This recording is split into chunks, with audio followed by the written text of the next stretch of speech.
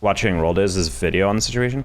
I did not know there was a video. Oh, crap. Okay, I got to watch that. We're doing React content, chat. It was announced today. I've been dropped, right? Right before Worlds. Y'all probably saw it on Twitter. If you didn't, right here. It is what it is, you know? I've been with FaZe for, I believe it was right before last Worlds. I want to start this video off by saying it's my fault. I'm not on the team. I acknowledge that. I take responsibility. I could have done way more for this roster. Although it was very hard, and I'll get to that. I've seen a lot of ups and downs with this roster. It is refreshing, at least in the beginning, that he's basically taking, or at least starting with what he perceives as kind of his fault about this. I knew joining this team, it was a high risk, high reward. This team had the most potential to win a world championship from North America. Agreed. I still believe that this team has the talent to do it. So I wish them the best moving forward. I think it's likely now? No, I do not. And that's not because I'm not on the team. That's just because of what I know that is happening behind the scenes. I don't think that they're going to perform at Worlds. They do have a replacement for me. I wish him the best of luck moving forward with this roster. Okay, the laugh there makes me feel like there's still some like irritation. So I'm guessing this probably gets into personal issues. With me being on First Touch and on streams even, I've caught a lot of criticism for how I was responding publicly to my team. It's okay. I'll accept all criticism. So let's just take it back. So right after we had a disappointing spring third regional, which knocked us into a tiebreaker with Gen G. It went absolutely abysmal. The most nervous I've ever heard them boys. Mist wasn't on the game. Sip didn't want to play the game. And FK was on the game, but more than the other two, but he was on the game grinding as much. And it all led to... However, this is a common thing about Mist and Sipical that I've been hearing a lot, that the hours grind is not as frequent with them. They don't play the game as much. And while I personally am a huge advocate of not playing a massive amount of hours, I do think if you have players who are playing at a professional level, not putting in time, or at least like not clocking in, I would say at least 30 hours a week, I'd be a little bit concerned. I'd be like, bro, like this is money, this is paychecks, like you got to be on the game. So y'all remember the time when we was winning everything? You know, there was a time and period where we won 2 regionals and then we got second in another one. Or we got 9th through 12th and then we won 2 back-to-back. And then we went to the major and got second. You remember that performance that we had? So before that, we were performing lackluster, and I spoke to my general manager and implemented a incentive to get the players to play the game. This incentive was force the players on the game if they, if they wanted more money. It was top 20 in 2s, and you'll get your incentive. Heading into that split. That's interesting. I've never heard of that before. I think Sip was 1,600 in 2s, and by the end of it, the second place finish, he was top 20 in 2s. It was a clear correlation between the players actually playing the game and our success. Now we go into this third regional or this third split, and it drops off again. And I go to my general manager and I tell him that we are going to underperform come this last regional. The regional that we need to make in order for us to be successful and or in order for us to get to the major. There's no response, which is it was a little bit of a late message, but there's still no response, so there's nothing he can really do about it. Again, the players do what the players did, which is not get on the game, and we have a poor performance. As a coach, it's hard to incentivize your players and motivate your players to want to play a game when you're remote from them, when you're not around them. True. The one advantage of teams that play in a facility, like I know a lot of the players that live in France or something, if you have all players in France and you can boot camp and actually be physically there, I think that's great. This has been something that I've heard about, maybe not Missed as much, but definitely Sipical, where it's difficult to get them on the game and stay motivated. I think the implication that some people are taking out of this is that Sipical and Mist are lazy, whereas I feel like for me, I'm also sensitive to the idea that it's entirely possible that you have players who are burnout about the game. I think that's a very important thing to measure out. I think as a pro player, you have to balance how much time you're putting into the game so that you're good and your mechanics are on lock and your brain's locked in and all that, and also balancing at the time of getting good sleep, getting good food in you, and more importantly, not hating your life to play this game. I think the mental health aspect of like balancing hours with like relaxation is huge, but I definitely feel for the idea of a coach seeing their players start to perform and they're like, bro. Perfect world for Roll Dizz. If as FaZe coach, a perfect world. FaZe A, First Killer, Mist, and Typical, and I get FaZe B, a bunch of 3 young guns that are hungry and want to be on FaZe A. That is the greatest motivator. Even esports, other esports that are more developed, League of Legends, they have a Challenger League team that players can get poached if they see potential in them. Rocket League doesn't have that. You give me 3 prospect players, 3 players that are grinding, and I'm coaching them as well on the side. I can easily take one of the players that doesn't want to play the game in order to improve and just plug them in. And I wouldn't care what Mist or FK or vice versa, Typical, FK, whoever does not want to play the game, they don't got to play the game. It's causing a lack of motivation, specifically for Typical.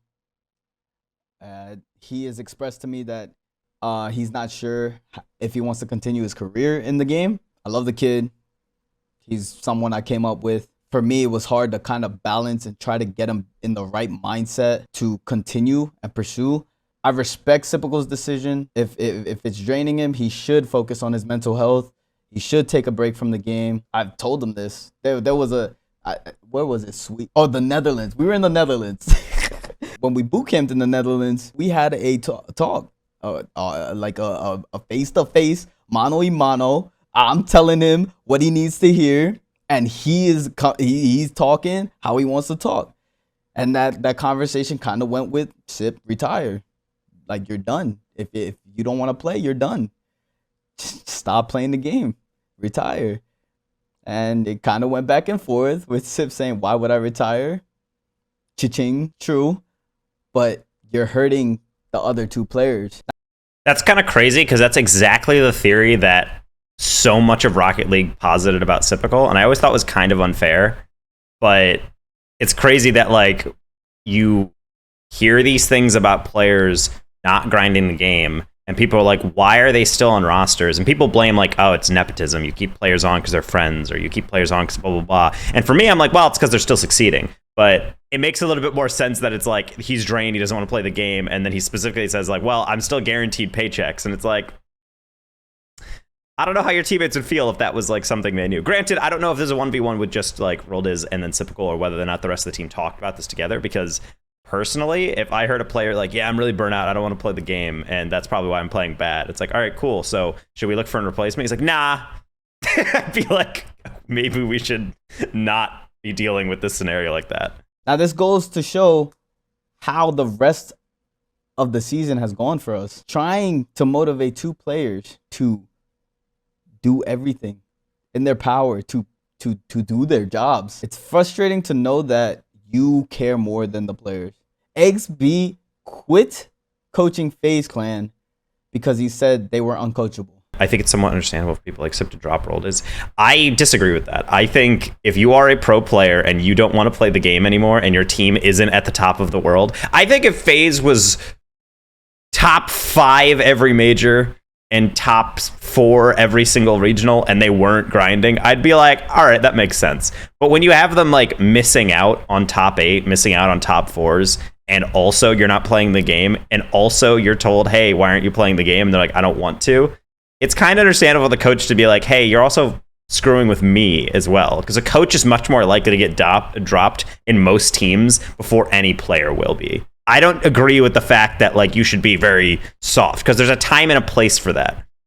Being soft with a player is doing exactly what he described. Like, sit down with the player, be like, yo, we need to dissect why you're not playing. Talk through, if it's for mental health, then yeah, you should take a break. You should maybe consider retirement. I don't think he's even trying to force him into retirement. I do think it's understandable for a coach to be like, we need to deal with this, because right now that's not good enough, particularly when the optics around you are already that you are the worst player on the team, which is crazy because Typical, rewind 2 years, was like one of the best players on the planet. Mist.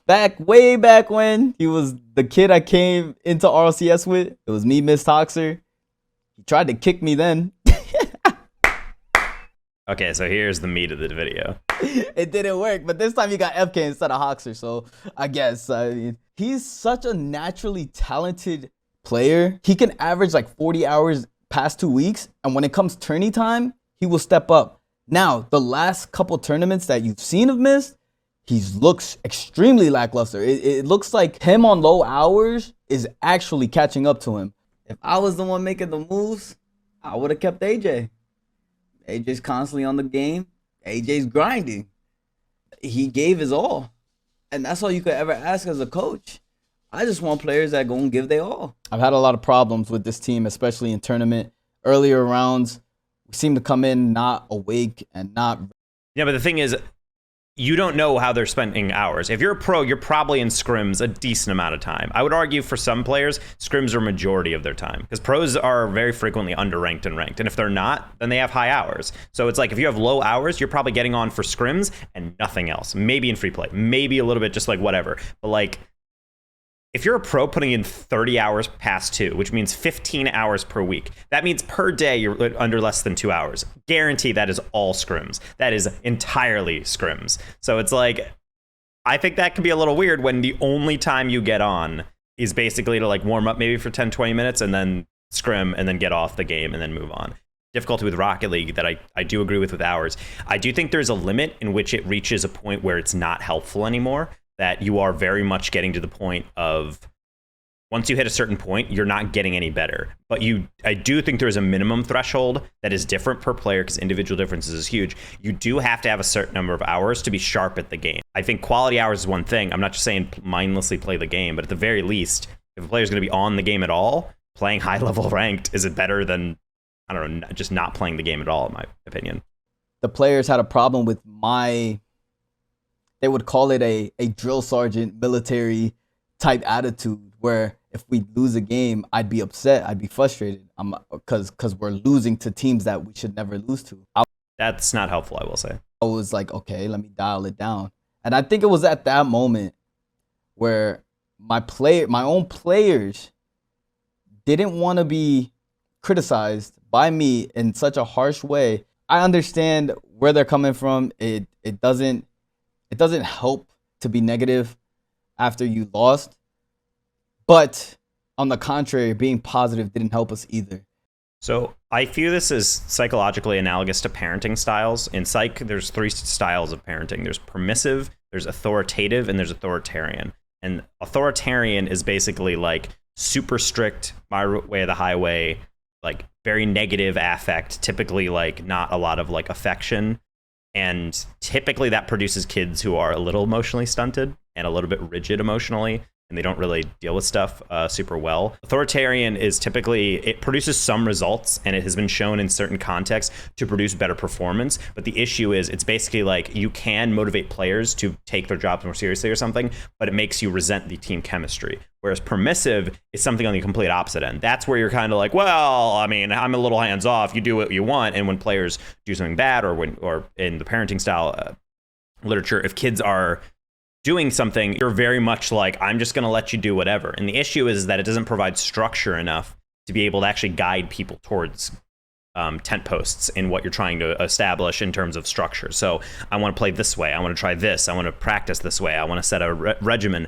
You can't lay that in. Whereas authoritative is essentially that balance, which I think Roll Dizz is trying to accomplish, but I think he wants to lean more authoritarian, and that he's like, we should be angry about losing teams that we should beat. I would be angry about that too. And it's like being able to dial that back and find that balance between, guys, I understand it's frustrating to lose these games, but we also need to take this seriously and just say, hey, we need to analyze this. We need to step back and say, yeah, it's frustrating to lose these games, but there's reasons why we lose. He wants to be much more strict, and maybe he's just trying to find like the right space. And maybe in this case, he's like, I think the players just don't want to be yelled at. I'm like, that's true. No one does. But I think as a player, I think it's also on the players for understanding that the job of a coach is to get you to get to a point, not necessarily be your best friend. And I think that's where hiring friends gets really complicated in esports lately.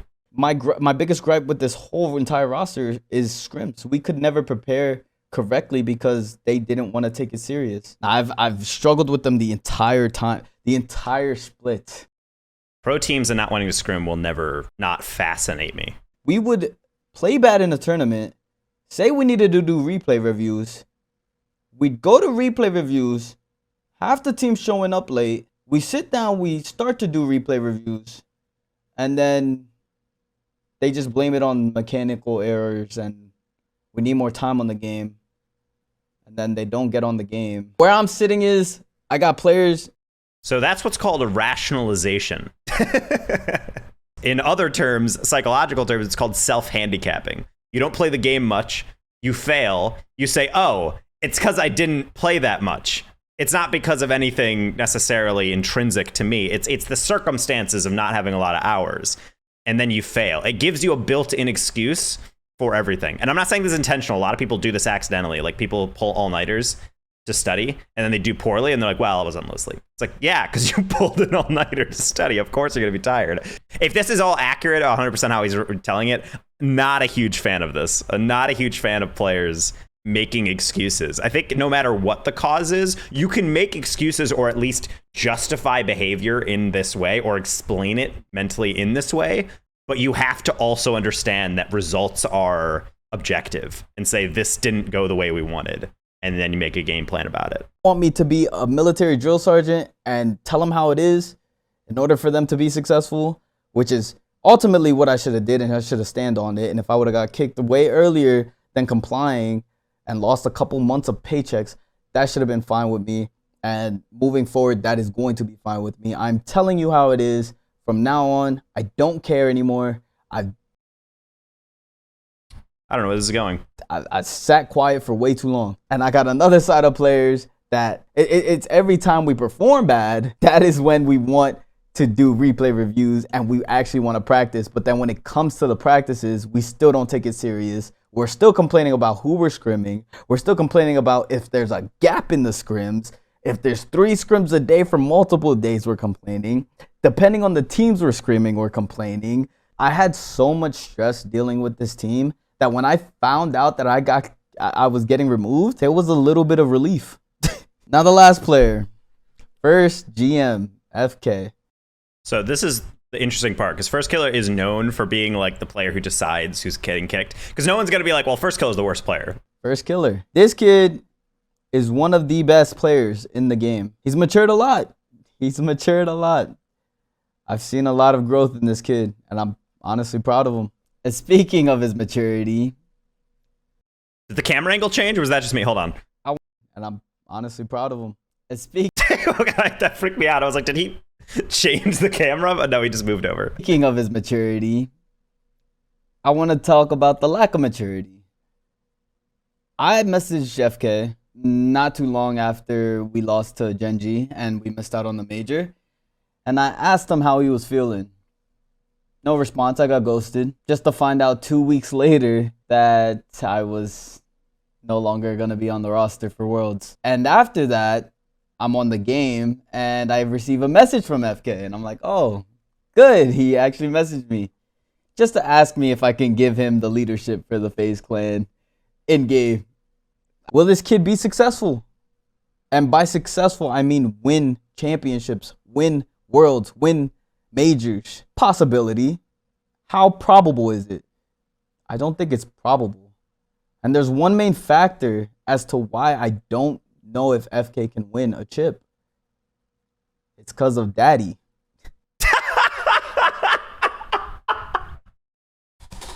I did not see that answer coming. I did not see that coming at all. I thought he was going to say ego. I thought he was going to say like personality. That's so funny, bro. Wow, we are throwing it back, bro. I have not heard FK's dad get brought up in years. I can't believe that that's where this is going.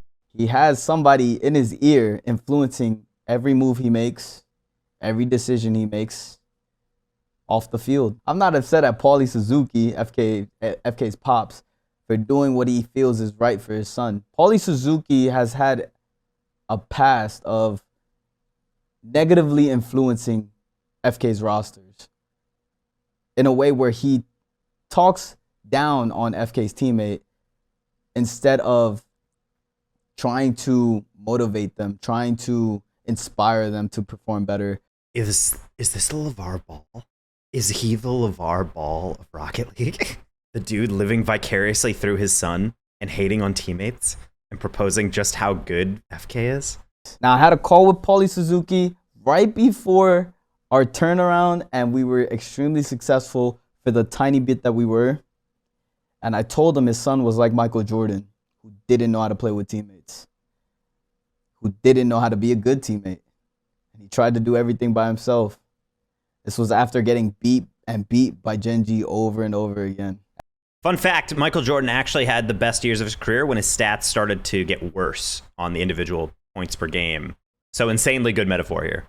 Or simile, I suppose. And FK was in the call as well. So he heard me say all of this. And I told him he needs to be a better teammate. He needs to influence his teammates in a positive light. His teammates look at him as the leader of the team. The best player on the field will be looked at as the guy who is judging you the most. If you are the worst player on your team, you need your best player on the team to have your back. It needs to be a brotherhood. The weakest link is how strong you are as a team. So, oh my God, that's what I say during casts. That's literally the thing I bring up is like, you are only as good as your third. Oh my God, he's literally me for real. A coach I can say so much to this kid, but if the best player who has the most influence on the team, it is doomed.